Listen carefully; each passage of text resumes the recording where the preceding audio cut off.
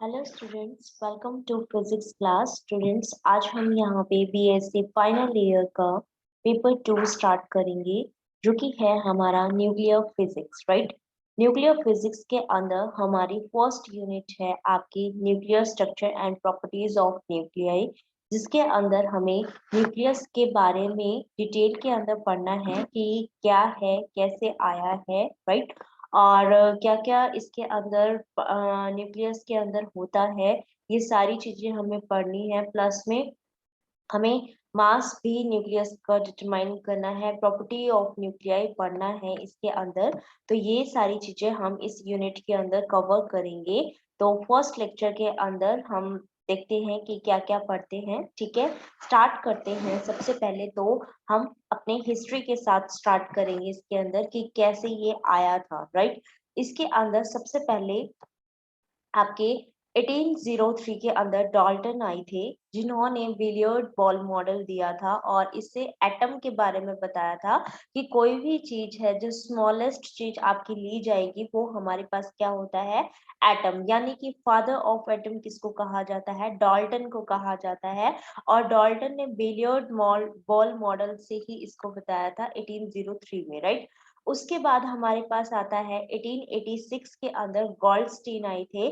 Goldstein ने positive ions के उसमें जो कैनल रे बीम आई थी हमारी, उसकी डिस्कवरी की थी।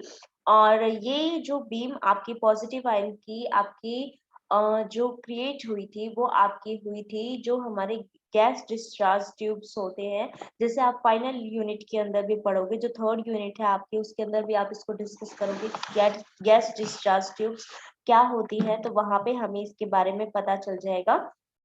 तो वहीं से ही इन्होंने क्या किया था, पॉजिटिव आयंस जो कैनल रे बीम्स है वो आपकी क्रिएट हुई थी। 1907 के अंदर आपका जे थॉमसन ने प्लम पुडिंग मॉडल दिया था, जिसके अंदर ये बताया था कि जो एटम है आपका वो स्टेबल तो है, लेकिन कुछ इस तरीके से होगा कि जो हमारे पास वाटरमेलन है उसके अंदर कहीं कहीं पे जो पूरा रेडिश है वो तो हमारे पास पॉजिटिवली चार्ज है, और कहीं कहीं पे जो हमारे बीज होते हैं, ठीक है, सीड्स होते हैं, तो वो कहता है कि वो हमारे पास क्या होते हैं, आपके इलेक्ट्रॉन्स होते हैं। ये इन्होंने कहा था जे थॉमसन ने, ठीक है। उसके बाद 1911 के अंदर आपके अर्नस्ट रदरफोर्ड आए थे, ठीक है। उन्होंने alpha particle scattering experiment perform किया था।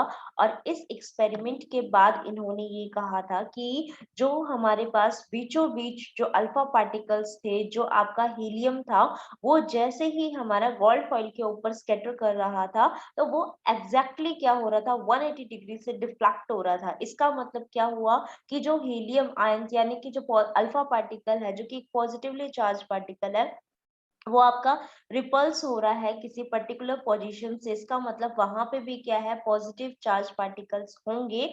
तो वहां से ही हमारे पास क्या हुआ था, न्यूक्लियस की डिस्कवरी हुई थी। यानी कि न्यूक्लियस के बारे में और पॉजिटिवली चार्ज पार्टिकल यानी कि प्रोटॉन के बारे में किसने बताया था, अर्नस्ट रदरफोर्ड ने बताया था 1911 के अंदर इस एक्सपेरिमेंट के थ्रू। ओके, नेक्स्ट है हमारे पास 1913 के अंदर बोहर मॉडल आया था।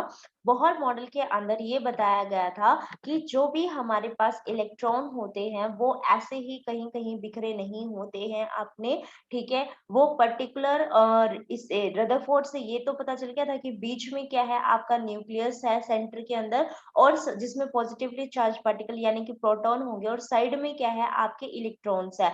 लेकिन जो इलेक्ट्रॉन्स है वो भी हमारे सर्कुलर ऑर्बिट के अंदर रिवॉल्व करते हैं, ठीक है। ये हमें किसने बताया था, बोहर मॉडल ने बताया था, 1913 के अंदर बताया था। और इस मॉडल को क्या कहा जाता है, प्लेनेटरी मॉडल भी बोला जाता है, ठीक है। नेक्स्ट है हमारे पास 1931 के अंदर जेम्स चैडविक आए थे। इन्होंने न्यूट्रॉन की डिस्कवरी की थी। तो यहाँ पे हमें एक मतलब एक ओवरव्यू मिलता है कि कैसे कैसे हम यहाँ पे पूरे न्यूक्लियस की तरफ पहुंचे थे, किस किसने क्या क्या यहाँ पे कंट्रीब्यूशन दिया था, हमें सारी चीजों का पता चल गया है इसके थ्रू, ठीक है। तो अब हम धीरे धीरे एक एक करके इसके बारे में, जो कि हमारा सिलेबस है न्यूक्लियर स्ट्रक्चर का, उसके बारे में स्टार्ट करेंगे, राइट। तो नेक्स्ट चलते हैं नेक्स्ट है हमारे पास कि जैसे मैंने बताया था कि हमारे पास हमें न्यूक्लियस के बारे में पढ़ना है। तो जो न्यूक्लियस की डिस्कवरी की थी एक्चुअली में वो किन्होंने की थी? अर्नेस्ट रदरफोर्ड ने की थी, यानी कि रदरफोर्ड ने की थी 1911 में की थी। किससे? अल्फा पार्टिकल स्कैटरिंग एक्सपेरिमेंट को परफॉर्म करके किया था।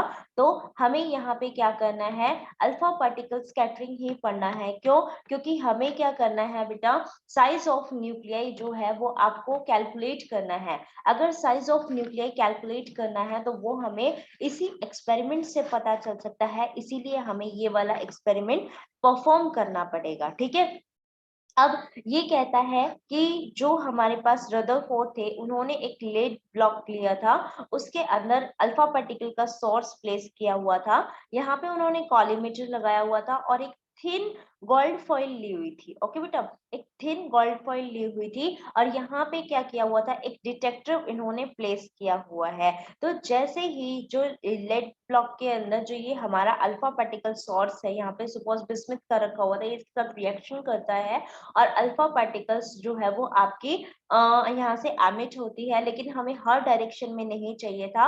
एक पर्टिकुलर उसमें कि भाई इतने पोर्शन के अंदर ये इसके ऊपर स्ट्राइक कर जाए, इस तरीके से हमने यहाँ पे स्लिट यानी कॉलीमेटर भी लगाया हुआ है कि हर डायरेक्शन के अंदर ना जाके पर्टिकुलर जितना हमें चाहिए उसके अंदर आ जाए। तो वहां पे जैसे हमने किया तो ये पता चला कि यहाँ पे क्या है आपका पॉजिटिवली चार्ज पार्टिकल है और बाद में क्या है आपका फ्री स्पेस था जहां से सीधे के सीधे इलेक्ट्रॉन्स आपके चले गए थे। ठीक, अब वो सॉरी अल्फा पार्टिकल चला गया था। अब इसकी अरेंजमेंट ये सारी मैं आपको लिखवा चुकी हूँ। ठीक है, आप यहाँ से इसको पॉज करके नोट डाउन कर लीजिएगा बेटा। ठीक है, नेक्स्ट इसके अंदर क्या ऑब्जर्वेशन मिली, इसके अंदर से ये ऑब्जर्वेशन मिली, यहाँ से आपको इजीली पता चल जाएगा। देखो कि कुछ तो पार्टिकल ऐसे थे हमारे जो सीधे हमारे पास चले गए थे, कुछ थोड़ा सा यहाँ पे जाके डिफ्लेक्ट हुए थे, फिर इसके बाद यहाँ पे जो पार्टिकल आया था बीचों बीच वो 180 डिग्री से क्या हो गया था आपका, डिफ्लेक्ट हो गया था यहाँ पे। ठीक है, तो हम अगर इसके अंदर बोले तो हमें इसके ऑब्जर्वेशन से ये पता चल रहा है कि कुछ जो पार्टिकल्स हैं वो तो हमारे सीधे जा रहे हैं, कुछ तो हमारे पास पर्टिकुलर उसे स्कैटर्ड भी हो रहे हैं और कुछ बिना विदाउट स्कैटरिंग सीधे चले गए हैं। ठीक है, और एवरेज बेस्ड पे देखें तो 8000 में से एक पार्टिकल अल्फा पार्टिकल जो है वो आपका लार्ज एंगल से स्कैटर हो रहा है और कुछ जो पार्टिकल है वो आपके 180 डिग्री से भी हमारे डिफ्लेक्ट होते हैं। ठीक है, ये भी 180 डिग्री से भी स्कैटर हो रहे हैं, ये भी हमें पता चला। अब ये कहता है कि अगर आपको ये पता चल गया तो इससे क्या आपका कंक्लूजन निकला, ये भी हमें पता होना चाहिए था ना।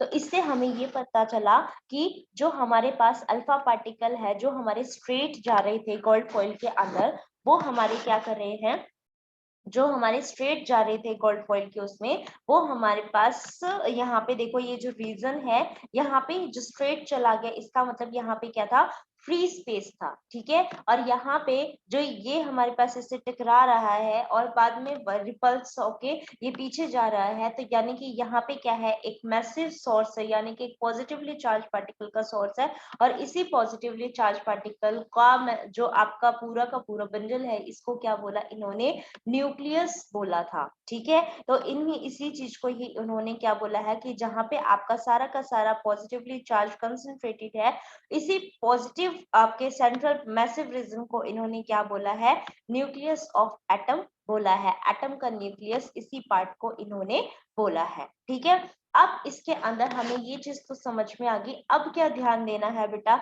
अब हमें इसके अंदर फाइंड आउट करना है डिस्टेंस ऑफ क्लोजेस्ट अप्रोच। ठीक है, ये टॉपिक आपका इसलिए इम्पोर्टेंट है क्योंकि एग्जाम में इससे रिलेटेड जो आपका डिस्टेंस ऑफ क्लोजेस्ट अप्रोच है ना, ये पेपर में आता है और साथ में इसके फॉर्मूले बेस्ड पे एक न्यूमेरिकल आता है, इसीलिए इस टॉपिक को करना जरूरी है। अदरवाइज हम इसको स्किप भी कर सकते थे, लेकिन इसको स्किप इसलिए नहीं कर रहे क्योंकि डिस्टेंस ऑफ क्लोजेस्ट अप्रोच हमारे पास एग्जाम के अंदर आ जाता है। ठीक है, अब ये कहता है कि एक्चुअल में distance of closest of approach क्या है, उसको समझा दीजिए, उसको समझते हैं। उसको समझने के लिए आपको इसी डायग्राम की नीड होगी। ठीक है, क्या कहता है कि यहाँ पे जैसे ही पार्टिकल्स आपके पर्टिकुलर वेलोसिटी से मूव करते हैं, तो वो अगर यहाँ पे हमारे पास कोई भी पॉजिटिवली चार्ज पार्टिकल नहीं था तो वो उसी वेलोसिटी से क्या कर गया, यहाँ पे मूव आगे कर गया। लेकिन जब हम यहाँ पे जा रहे थे तो आपको पता है, ये फोर्थ वाली लाइन देखिए, फोर्थ वाली लाइन देखिए,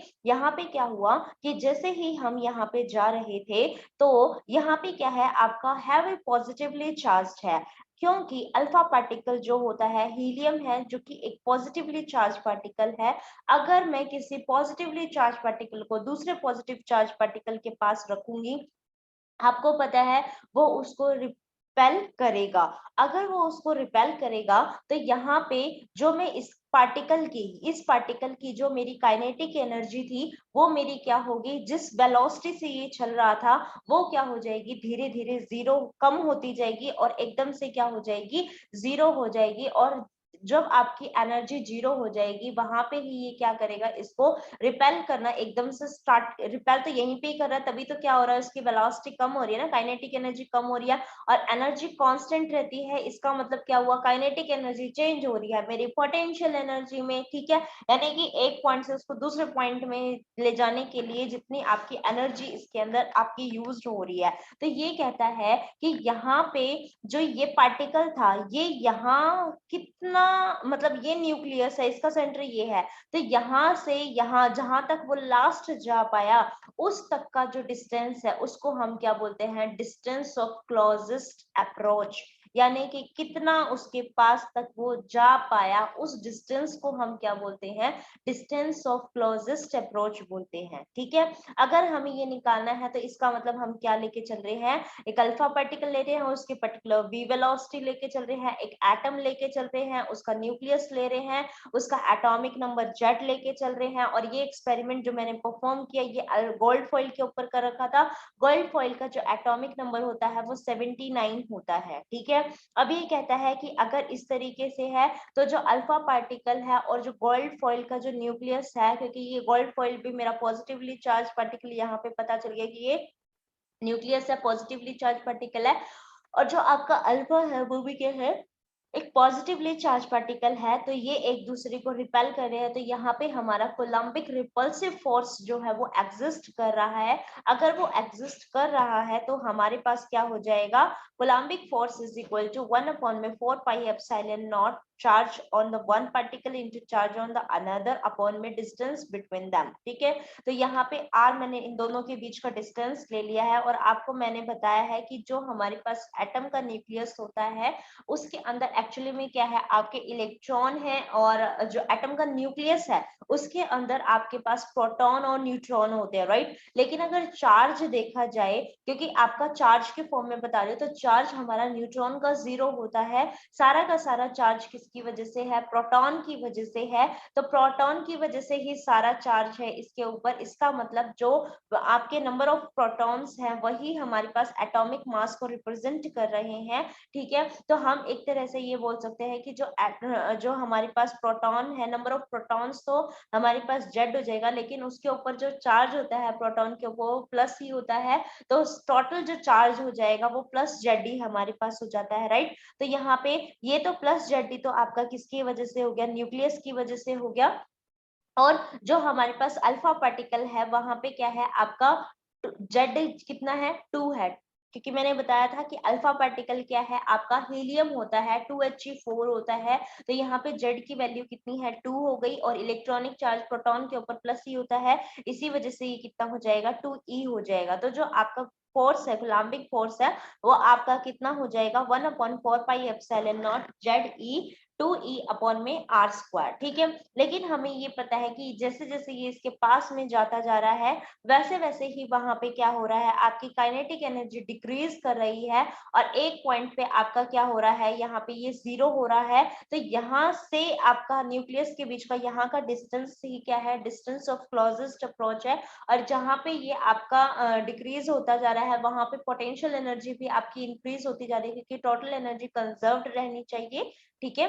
तो अगर वो कंजर्व्ड रहनी चाहिए तो kinetic energy is equal to आपका किसके इक्वल हो जाएगी, आपकी इलेक्ट्रोस्टैटिक पोटेंशियल एनर्जी के इक्वल हो जाएगी। अगर मैं इसके इक्वल बोल रही हूँ तो जो काइनेटिक एनर्जी है वो तो मेरे पास कितनी हो जाएगी, आपकी हाफ mv स्क्वायर के इक्वल हो जाएगी, और जो इलेक्ट्रोस्टैटिक पोटेंशियल एनर्जी है बेटा वो कितनी हो जाएगी, आपकी 1/4 पाई एप्सिलॉन नॉट, दोनों चार्ज अपॉन में distance of the between them आता है, उनका स्क्वायर नहीं होता है यहाँ पे, ठीक है। तो इसी वजह से यहाँ पे क्या हुआ, मैंने पोटेंशियल एनर्जी को लिखा हुआ है, देखो ये तो क्या होता है कोलम्बिक फोर्स, तो अपॉन में डिस्टेंस बिटवीन दैम का स्क्वायर होता है, और पोटेंशियल के अंदर एनर्जी के अंदर यहाँ पे स्क्वायर नहीं होता है, ये डिफरेंस है इसके बीच में, ध्यान रखिएगा इसको, ठीक है। तो यहाँ से हम क्या कर सकते हैं, डिस्टेंस ऑफ क्लोजेस्ट अप्रोच यानी कि आर नॉट की वैल्यू क्या कर सकते हैं, कैलकुलेट कर सकते हैं, ठीक है।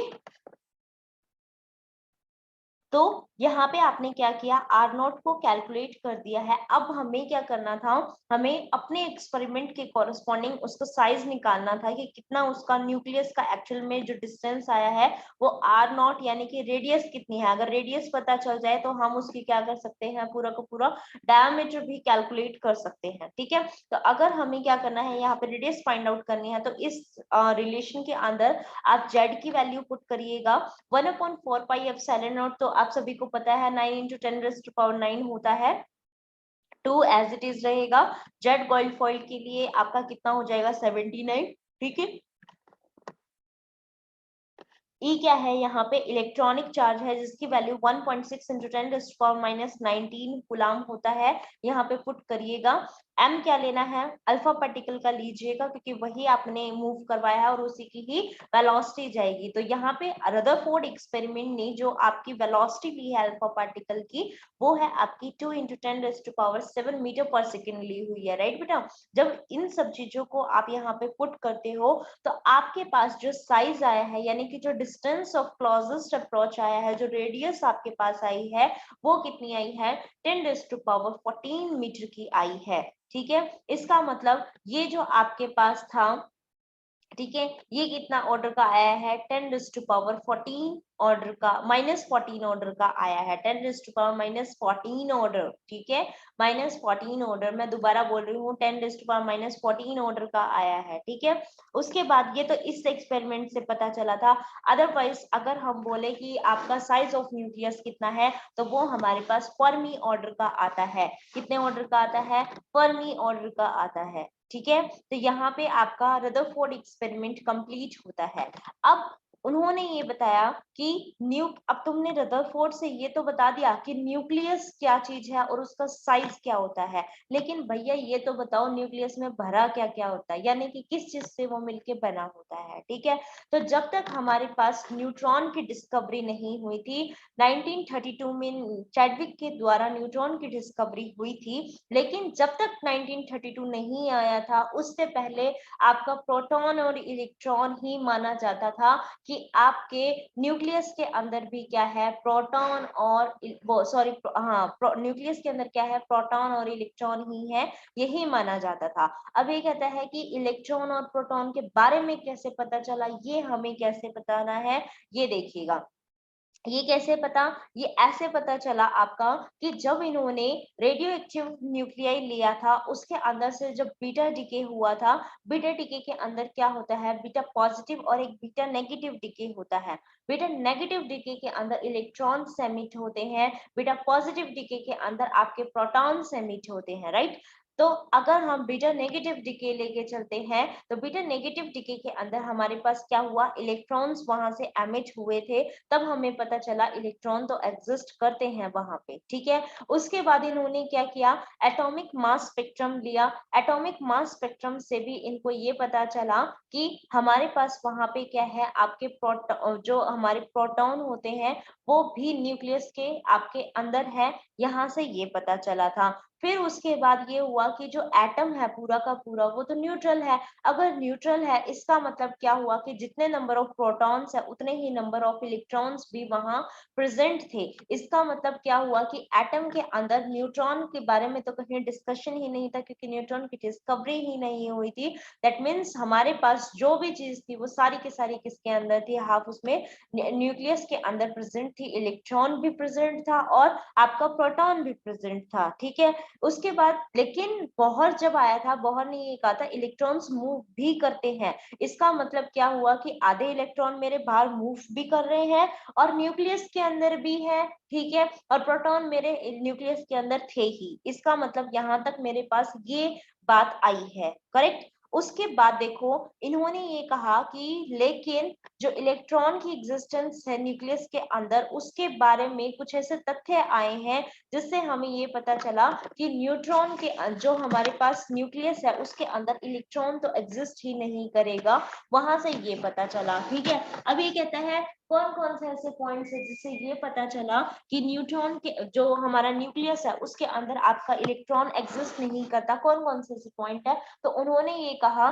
कि आप क्या करो बेटा, इलेक्ट्रॉन की एनर्जी देखो, क्या इलेक्ट्रॉन की एनर्जी आपकी इतनी है कि वो न्यूक्लियस के अंदर एग्जिस्ट कर जाए, क्या है इतनी एनर्जी। तो इन्होंने क्या किया, उसको सॉल्व करने की कोशिश की कि भाई देखते हैं कि कितना आता है। उन्होंने न्यूक्लियस के अंदर जाने की एनर्जी देखी कि कितनी होनी चाहिए, लेकिन बीटा डिके से मेरा एक्चुअली में हमें इलेक्ट्रॉन्स कहाँ से पता चले कि है, बीटा डिके से पता चला था। बीटा डिके के अकॉर्डिंग हमें ये पता चला कि जो इलेक्ट्रॉन है वो 2 से 4 वोल्ट मेगा इलेक्ट्रॉन वोल्ट तक की ही एनर्जी को रखता है, इससे ज्यादा एनर्जी नहीं रखता है। ठीक है, अब इसको कैलकुलेट करके देखते हैं। इसको जब हमने कैलकुलेट किया तो जो डायमीटर है उन्होंने ये माना कि इलेक्ट्रॉन न्यूक्लियस के अंदर है। अगर इलेक्ट्रॉन न्यूक्लियस के अंदर है तो हम उसकी जो पोजीशन है उसको मेजर कर सकते हैं।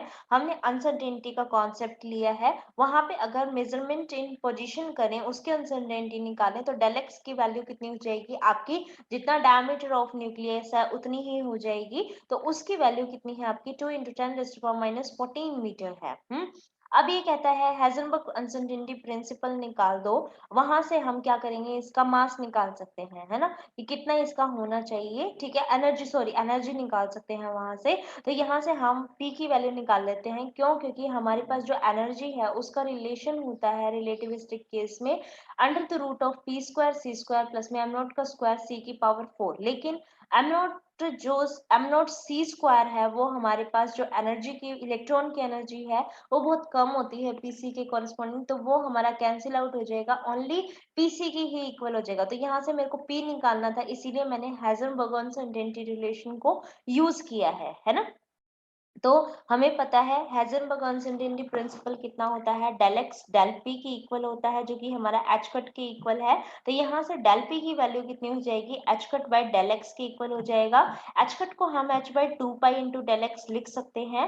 एच की वैल्यू कितनी है 6.6 इंटू 10⁻⁻34, 2 इंटू में 3.14 इंटू में आपका डेल एक्स अभी बताया था मैंने 2 इंटू 10⁻⁻14 मीटर, जो आपने डायमीटर ऑफ न्यूक्लियस ऊपर फाइंड आउट किया था वही हमने यहाँ पे पुट कर दिया। इसको कैलकुलेट करने के बाद ये कितना आया है 5.2 इंटू 10⁻⁻21 किलोग्राम पर मीटर, वो मीटर पर सेकेंड आपके पास आ गया। ठीक है, अब हम ये मान के चलते हैं कि जो हमारा मोमेंटम है, चेंज इन मोमेंट, जो uncertainty in measurement of the momentum आया था वही हमारे पास एक्चुअली में हमारी मोमेंटम की वैल्यू है।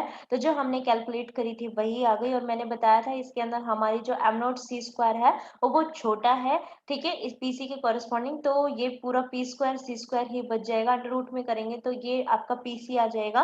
तो E इज इक्वल टू किसके इक्वल हो जाएगा, पीसी के इक्वल हो जाएगा। सी तो हमें पता ही है 3 इंटू 10⁻8 होता है, और यहाँ से P की वैल्यू हम ऊपर कैलकुलेट कर चुके हैं मीटर पर सेकेंड। ठीक है, और इसकी वैल्यू इसमें कैंसिल आउट हो जाएगा कुछ, तो ये वैल्यू कितनी में आ जाएगी आपकी, जूल में आ जाएगी। इसको कन्वर्ट कर लीजिएगा, ये कितना आ जाएगा 10 मेगा इलेक्ट्रॉन वोल्ट आपका आ जाएगा। लेकिन इसके अंदर ये सिर्फ 2 से लेकर 4 मेगा इलेक्ट्रॉन वोल्ट को ही रख पाता है इसकी एनर्जी, तो ये 10 क्या है ज्यादा हो गई, तो ये इसके अंदर एग्जिस्ट नहीं कर पाएगा। यहाँ से हमें ये पता चल जाता है। ठीक है, उसके बाद इसके अंदर आता है न्यूक्लियर स्पिन के बारे में। ठीक है, न्यूक्लियर स्पिन के बारे में इन्होंने ये कहा कि जो न्यूक्लियर स्पिन का कॉन्सेप्ट है वो भी ये सॉल्व नहीं कर पाए। क्यों नहीं कर पाए?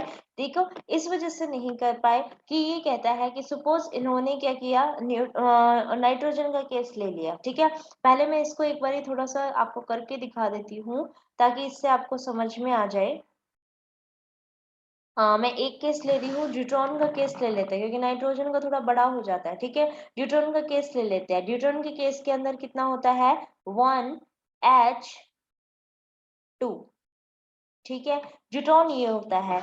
इन्होंने ये कहा था, जो प्रोटॉन इलेक्ट्रॉन हाइपोथेसिस है, उन्होंने ये कहा कि ये जो हमारे पास जेड होता है ना, जिसको हम एटॉमिक नंबर बोलते हैं, इस एटॉमिक नंबर के अंदर तो ये सारे के सारे क्या हैं? आपके इलेक्ट्रॉन्स ही हैं। ठीक है, और यहाँ पे जो ये हमारे पास 2 है, ये क्या है? आपका प्रोटॉन है। इसका मतलब क्या हुआ कि हमारे पास दो तो प्रोटॉन है और एक हमारे पास यहाँ पे क्या है? इलेक्ट्रॉन है। ठीक है, और जो हम ये कहते थे ना बची हुई चीज थी, वो भी किस में होती है? न्यूक्लियस में होती है। तो दो में से एक गई एक, यानी कि एक इलेक्ट्रॉन और हमारे पास किसके अंदर है? उसके न्यूक्लियस में है। तो आप ये कह दो कि एक ये तो आउटर वाला हो गया। ठीक है, ये जो हमने कहा था ये तो आपका आउटर वाला हो गया, और ये दोनों किसके हो गए? आपके इनर वाले हो गए, जो कि न्यूक्लियस के अंदर प्रेजेंट है। तो ये कहता है न्यूक्लियर स्पिन देख रहे हो, तो न्यूक्लियर के अंदर की ही स्पिन को देख लो एक बारी। तो न्यूक्लियर के अंदर की स्पिन को देख रहे हैं, तो कहता है इनको हाफ हाफ कंसिडर कर लो। ठीक है,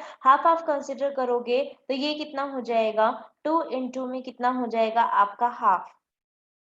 ठीक है, 2 into में हाफ हो गया मेरे पास, और ये कितना हो जाएगा? आपका एक बारी प्लस हाफ हो गया, और एक बारी इसकी वैल्यू कितनी रहेगी? माइनस हाफ रहेगी। ठीक है, तो ये कितना हो जाएगा आपका? एक बारी यहाँ पे भी प्लस हाफ होएगी और माइनस हाफ होएगी। इसका मतलब एक बार इसको टोटल कर लो कि ये कितना रहेगा। देखो, ये 1 प्लस में हाफ हो गया। ठीक है, 1 प्लस में हाफ कितना हो गया आपका? 3/2। ठीक है, 1 प्लस में हाफ कितना है? 3/2 है। उसके बाद ये कहता है नेक्स्ट कितना हो जाएगा इसकी स्पिन? 2 into में आपकी हाफ।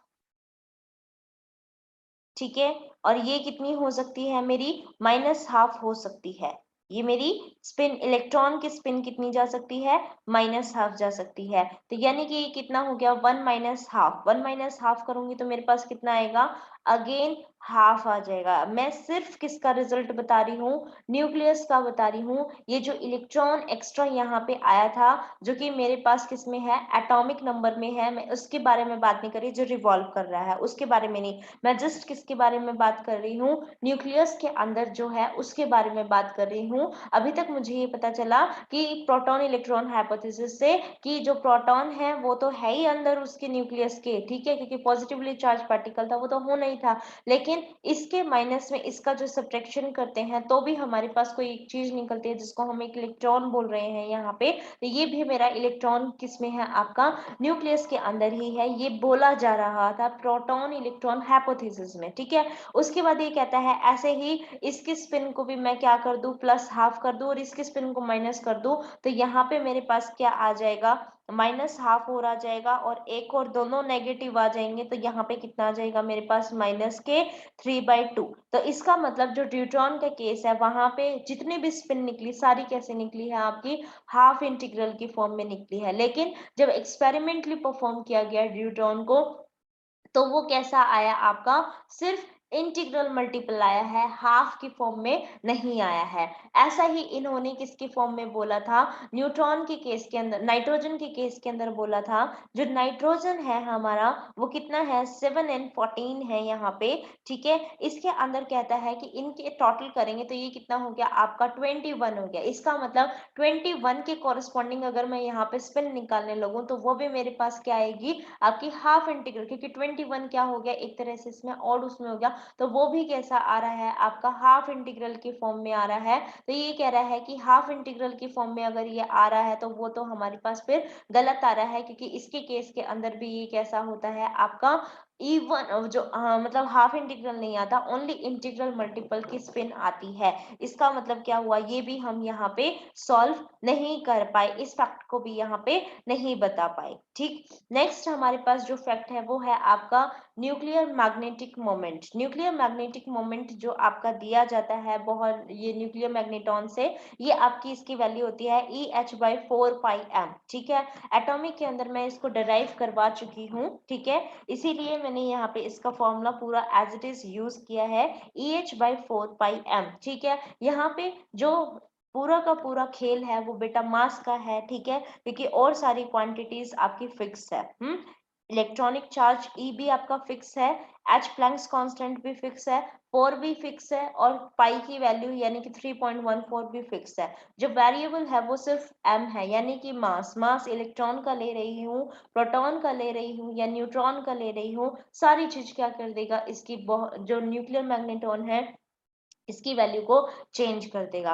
अब ये कहता है क्योंकि जो हमारे पास ये मैग्नेटॉन है, आप जो मास ऑफ प्रोटॉन है वो 1836 टाइम मास ऑफ इलेक्ट्रॉन से ज्यादा है, तो जो बोहर मैग्नेटॉन है वो भी हमारे पास क्या आ जाएगा, जो सॉरी बोहर मैग्नेटॉन नहीं, न्यूक्लियर मैग्नेटॉन आपका है वो इलेक्ट्रॉन का ज्यादा हो जाएगा 1836 टाइम, क्योंकि मास जो है वो प्रोटॉन का ज्यादा है 1836 टाइम मास ऑफ इलेक्ट्रॉन से, तो इसकी वैल्यू भी उतनी ही ज्यादा हो जाएगी। तो ये कहता है, लेकिन एक्सपेरिमेंटली जो हमारे पास वैल्यू आई थी वो हमारी इसकी क्या आई थी, कम आई थी, जिसको हम क्या करें, एक्सप्लेन नहीं कर पाए। तो इसका मतलब क्या हुआ, इलेक्ट्रॉन अभी भी न्यूक्लियस का पार्ट नहीं है, ये भी मतलब इसी से इसे ये भी एक्सप्लेन कर पाए। ठीक है, उसके बाद ये कहता है dual nature of electron. Dual nature of electron का मतलब क्या है कि आपने ये कहा कि जो इलेक्ट्रॉन है वो, आप देखो ये कह रहे हो ना, यहाँ से देखो, मैंने आपको जब ये बताया था, इसके अंदर आपने ये कहा था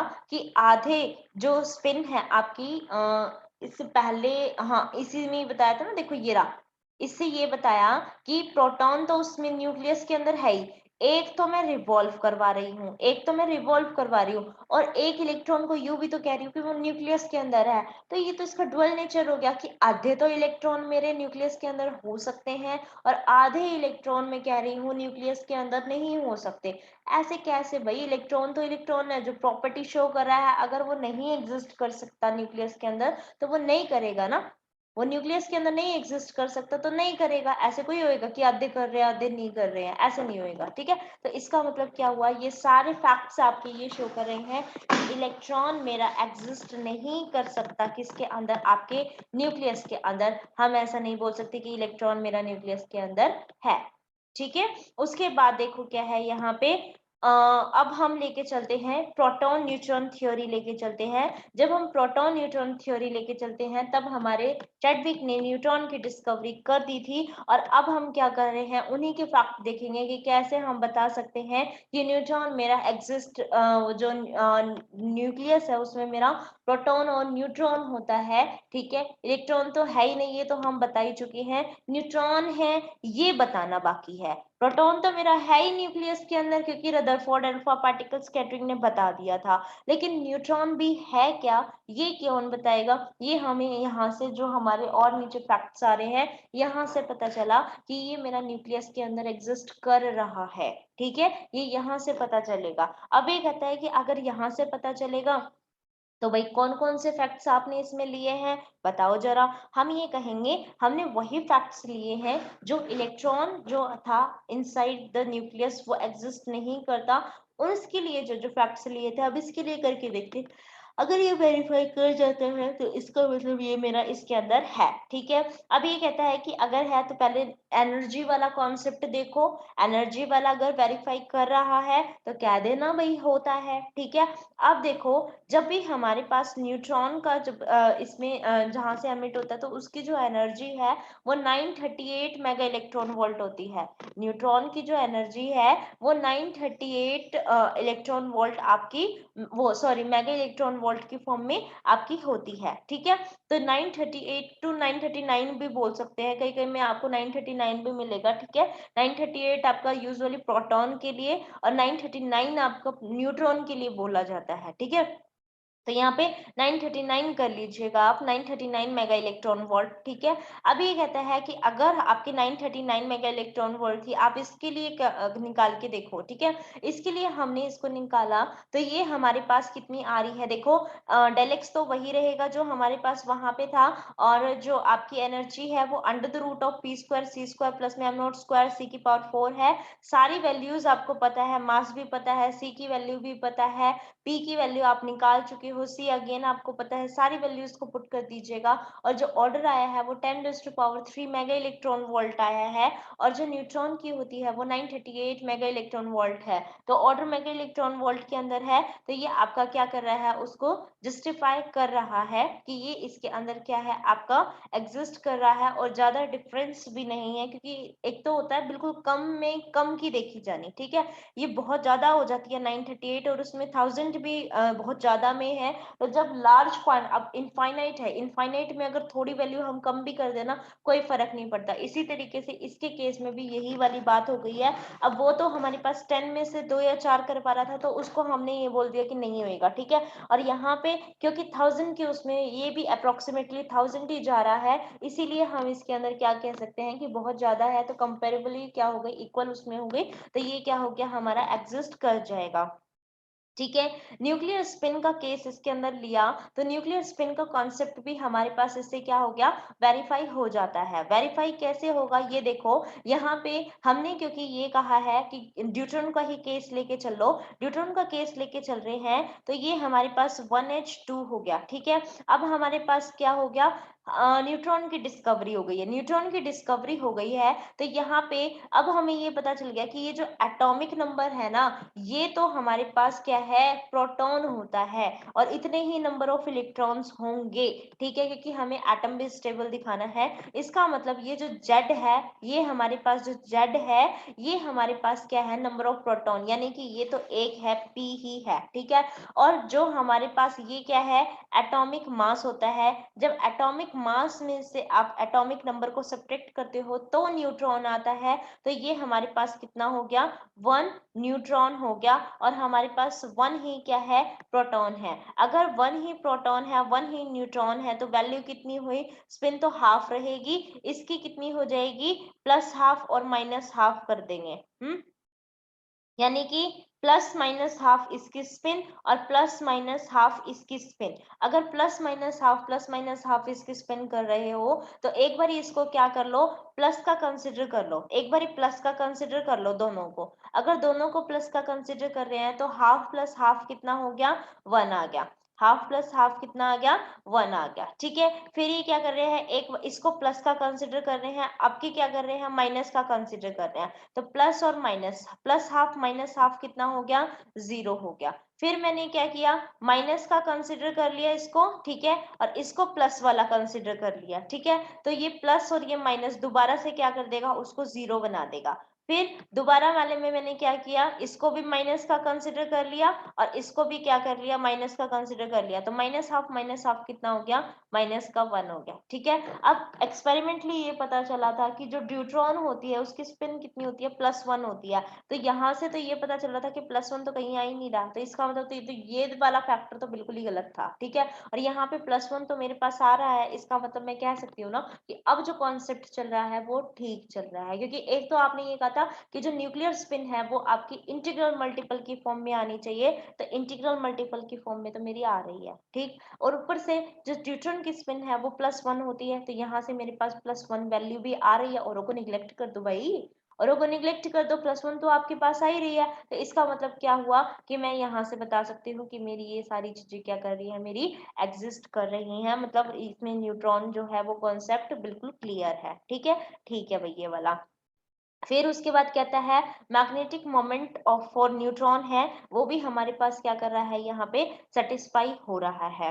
फिर इसके अंदर ये कहता है कि जो हमारे पास न्यूट्रॉन जो है वो उसके अंदर है, ये कैसे पता चला? इससे हमने इसकी जो रिएक्शन है न्यूट्रॉन की वो करके देखा, क्योंकि जो न्यूट्रॉन है वो मास में थोड़ा बहुत आपका ज्यादा होता है, इसीलिए जो बीटा नेगेटिव ये जो इलेक्ट्रॉन निकला है, ये बीटा जो डिके हो रहा है, ठीक है, बीटा नेगेटिव डिके, ये हमारे पास एग्जिस्ट करती है नेचर के अंदर, क्योंकि ये एनर्जी मास जो मास एनर्जी जो आपका कंजर्वेशन रूल है उसको भी फॉलो करता है, और ये यही कहता है कि ज्यादा मास में से कम वाला मास का पार्टिकल एग्जिस्ट कर सकता है। तो ये ज्यादा मास का है, ये आपके कम मास के थे, तो ये यहाँ पे एमिट हो सकते हैं। तो बीटा नेगेटिव जो डिके है वो बिल्कुल हमारा ठीक इसमें हो रहा है, सारी चीजें डिस्कस हो रही है, सारी चीजें सेटिस्फाई हो रही हैं, तो वो इस वजह से ये हमें पता चला कि न्यूट्रॉन और प्रोटॉन जो है वो दोनों की दोनों हमारे क्या है,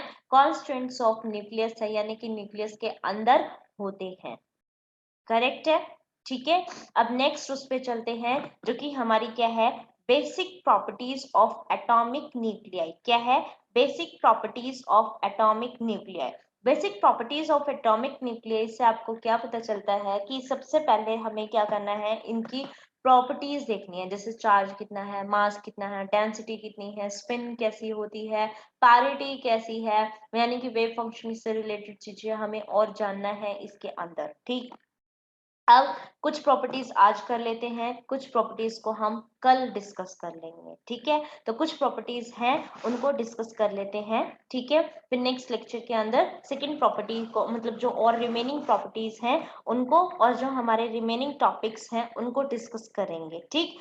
अब देखो, सबसे पहले क्या है, चार्ज। चार्ज के बारे में मैं आपको बता चुकी हूँ कि चार्ज के अंदर हमें क्या करना होता है, टोटल जो चार्ज है न्यूक्लियस का वो देखना है। अब क्योंकि इलेक्ट्रॉन तो एग्जिस्ट ही नहीं कर रहा, न्यूट्रॉन के ऊपर जीरो चार्ज होता है, बचा क्या, प्रोटॉन। तो कितने प्रोटॉन है, ठीक है, जेड की वैल्यू क्या है, उसको उसके इलेक्ट्रॉनिक चार्ज से मल्टीप्लाई कर दो, तो जेड इंटू में प्लस ई को अगर मल्टीप्लाई करेंगे तो प्लस जेड डी हो गया, इसका मतलब चार्ज ऑफ द न्यूक्लियस कितना होता है, प्लस जेड ई आपका आता है। कितना होता है, प्लस जेड ई आपका न्यूक्लियर चार्ज होता है, चार्ज ऑन द न्यूक्लियस होता है। उसके बाद कहता है न्यूक्लियर मास को डिस्कस करो। अब हमें ये पता है कि जो पूरा एटम है उसके अंदर क्या है, इलेक्ट्रॉन है, और आपका क्या है, प्रोटॉन और न्यूट्रॉन उसमें है। लेकिन अगर हम बात करें कि टोटल, जैसे आपने बोला कि न्यूट्रॉन का क्योंकि चार्ज नहीं था तो एक बार इसको स्किप कर देते हैं, हम प्रोटॉन के बारे में बात करते हैं, और इलेक्ट्रॉन चारों तरफ मूव कर रहे थे उसके बारे में बात करते हैं। अब प्रोटॉन जो है उसका मास तो बहुत ज्यादा होता है, प्रोटॉन का मास बहुत ज्यादा होता है एज कंपेयर टू इलेक्ट्रॉन। अगर प्रोटॉन का मास ज्यादा है इलेक्ट्रॉन से, इलेक्ट्रॉन का मास कम है, बहुत ज्यादा कम है, मास ऑफ न्यूक्लियन, यानी कि आपका बोल सकते हो न्यूक्लियन, न्यूक्लियन ले लो, प्रोटॉन की वजह न्यूक्लियन ले लो, चलो ठीक है। तो इसका मतलब जो नंबर ऑफ न्यूक्लियॉन्स है वो टोटल हमारे वो ही क्या दिखा रहे हैं, उसका एटॉमिक मास दिखा रहे हैं, वो ही क्या दिखा रहे हैं, एटॉमिक मास दिखा रहे हैं। इसका मतलब जो आपका न्यूक्लियन का मास है वो हमारा एटॉमिक मास के इक्वल है। तो आप एटॉमिक मास की चीजों को डिस्कस करो, अपने आप ही क्या आ जाएगा, न्यूक्लियर का मास वहां पे से आ जाएगा, ठीक है। अभी कहता है अगर वो लेना है तो मैं 1 एटॉमिक मास यूनिट ही ले लेती हूँ। तो मैंने 1 एटॉमिक मास यूनिट ली, मुझे पता है 1 एटॉमिक मास यूनिट कितना होता है, 1/12 ऑफ द कार्बन एटम होता है। तो अगर मैं n एटम लू कार्बन के, तो उसका मास कितना होगा, 12 ग्राम होगा, ठीक है। और अगर 1 एटम लूं तो 12/n ग्राम हमारे पास हो जाएगा। n हमारे पास अगर किसी भी एक पर्टिकुलर एटम के अंदर n नंबर ऑफ, यानी कि एवोगेड्रो नंबर के बारे में बात कर रही हूँ मैं यहाँ पे, n क्या है, एवोगेड्रो नंबर एटम है, ठीक है। एवोगेड्रो नंबर हमारे पास है, atom of the carbon has मास 12 ग्राम, तो 1 एवोगेड्रो उसमें कितना हो जाएगा आपका 12/n, हमारे पास 1 एटम का कितना हो जाएगा 12/n ग्राम। तो 1 एटॉमिक मास यूनिट कितना था, 1/12 ऑफ द कार्बन 6 एटम होता है, तो 1/12 इंटू में आपका 12/n ग्राम, यानी कि सिर्फ हमारे पास n बचा, एवोगेड्रो नंबर बचा, ठीक है। तो एवोगेड्रो नंबर को अगर 1 अपॉन में 6.023 इंटू 10⁻23 करते हैं, तो इसका जब पूरा सॉल्व करते हैं 1 अपॉन में दिस को, तो हमारे पास आता है 1.66 इंटू 10⁻⁻27 kg, ठीक है। इसका मतलब ये हमारे पास क्या है, मास ऑफ न्यूक्लियस कितना है 1.66 इंटू 10⁻⁻27 kg। ठीक, अभी कहता है आपने क्या किया, प्रोटॉन का मास निकालना है और एटम उसका न्यूट्रॉन का मास निकालना है। प्रोटॉन का मास एटॉमिक मास यूनिट के अंदर आता है 1.007, न्यूट्रॉन का आता है 1.008। ठीक है, केजी के अंदर करते हैं 1.6725 इंटू 10⁻⁻27 kg और न्यूट्रॉन का आता है 1.6748 इंटू 10⁻⁻27 kg, यानी कि माइनर सा डिफरेंस एग्जिस्ट कर रहा है दोनों के बीच में, माइनर सा डिफरेंस आ रहा है दोनों के बीच में। ठीक है, नेक्स्ट है हमारे पास इसके अंदर आपकी एनर्जी भी कैलकुलेट करनी आ सकती है कि आपका जो पार्टिकल है इसके अंदर वो पर्टिकुलर जो एक्सेलरेट कर रहा है किसी पर्टिकुलर पोटेंशियल डिफरेंस के उसमें, तो उसमें उसको क्या बोलते हैं, इलेक्ट्रॉन वोल्ट बोलते हैं। ये ही हमारी क्या है, एनर्जी की यूनिट है। एक तो जूल होती है, एक इलेक्ट्रॉन वोल्ट होती है। ठीक है, तो 1 इलेक्ट्रॉन वोल्ट को आप जूल में बता सकते हो, 1.6 इंटू 10⁻⁻19 जूल होती है। ठीक है, और बिगर यूनिट करें तो आपने पीछे एमईबी के अंदर भी बताई है, 1 एमईबी कितना होता है 10⁻6 मेगा इलेक्ट्रॉन 10⁻6 इलेक्ट्रॉन वोल्ट होता है। और एएमयू को एमईबी की फॉर्म में लिखते हैं तो होता है 931.48 मेगा इलेक्ट्रॉन वोल्ट। कितना, एएमयू को एटॉमिक मास यूनिट को मेगा इलेक्ट्रॉन वोल्ट में लिखेंगे तो 931.48 इसकी वैल्यू होती है।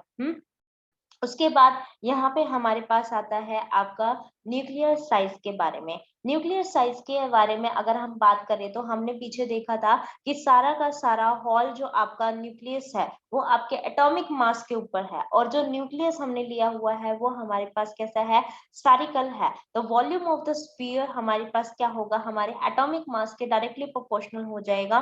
तो वहां से हम क्या कह सकते हैं, वॉल्यूम कितना है 4/3 पाई आर का cube is directly proportional to atomic weight. ठीक है, यहाँ से r की cube is directly proportional to a and r is directly proportional to a की पावर 1/3 हमारा हो जाता है। प्रोपोर्शनलिटी साइन हटाते हैं तो न्यूक्लियर यूनिट रेडियस यानी कि एक कांस्टेंट प्रोपोर्शनलिटी यहाँ पे आएगी, तो वो उसकी वैल्यू कितनी होगी, आपकी जो रेंज होगी वो 1.2 फर्मी से 1.5 फर्मी तक की आपकी वैल्यू होती है।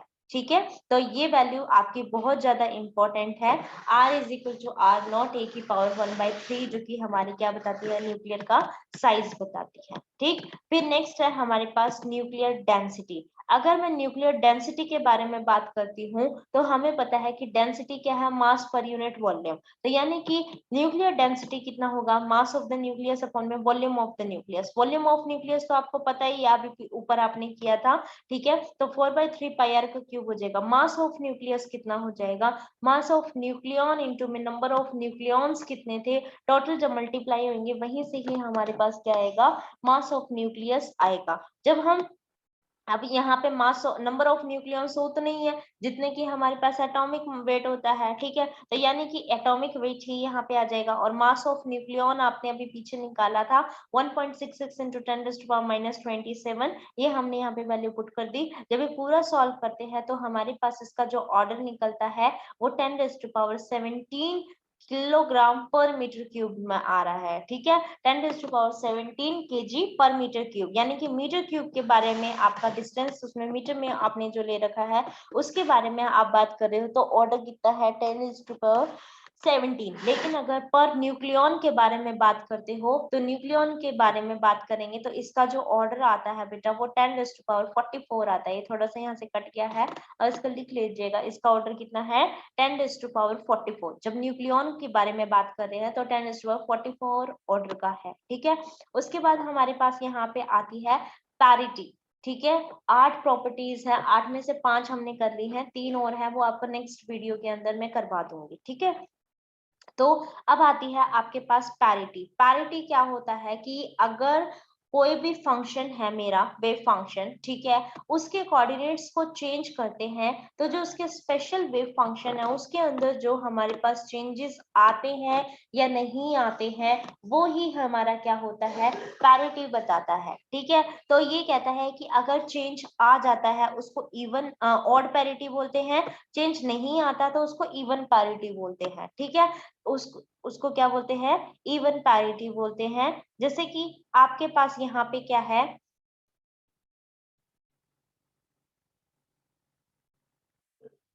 एक क्लियर कर देते हैं इसको सारे को, ठीक है।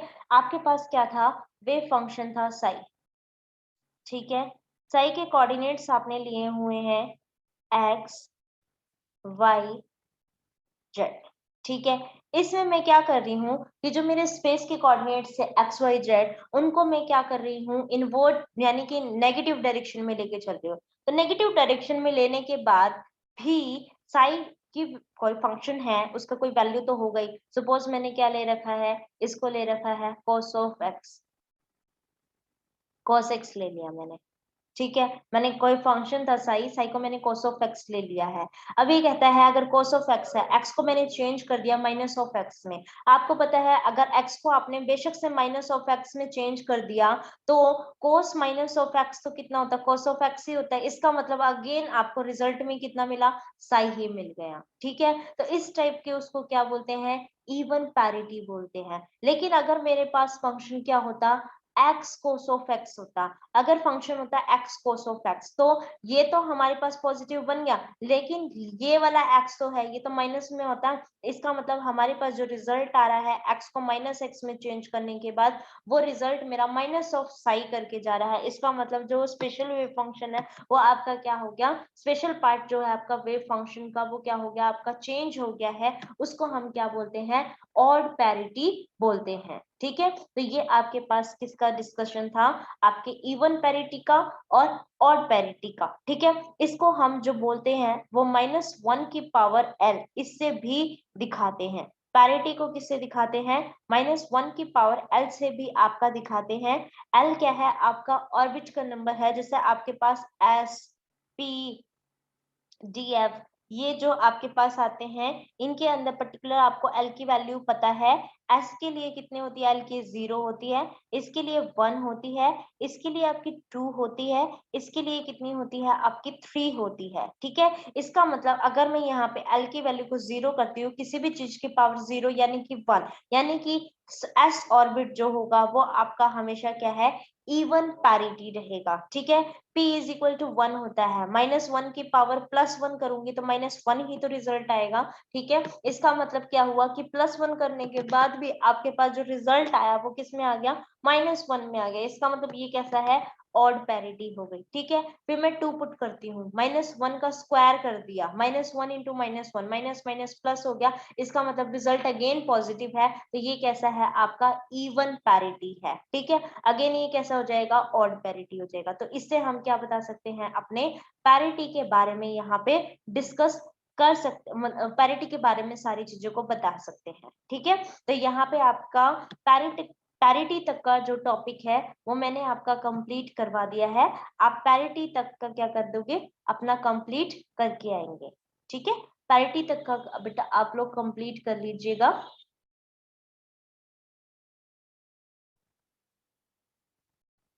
Thank you.